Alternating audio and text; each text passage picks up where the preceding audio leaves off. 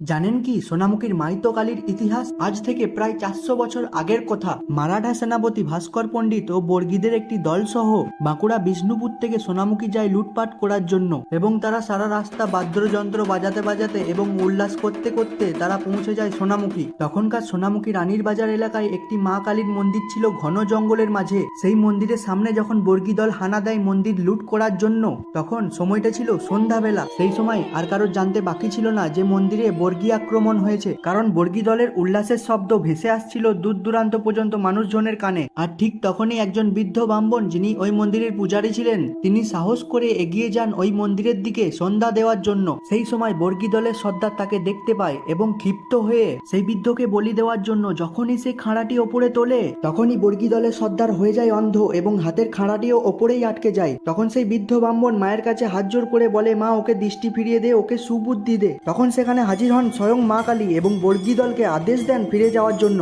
মা কালীর দর্শন পেয়ে বর্গী দলের সম্রাট ভাস্কর পণ্ডিত হঠাৎ করে হিন্দি ভাষাতে বলে ওঠে, মাই তো কালী হ্যাঁ, মাই তো কালী হ্যাঁ, মাই তো কালী হ্যাঁ। এই বলে ভাস্কর পণ্ডিত ও তার বর্গী দল সোনামুখীর রানীর বাজার এলাকা ছেড়ে পালাতে থাকে। ঠিক তখন থেকেই এই কালীর নাম হয়ে ওঠে মাই তো কালী।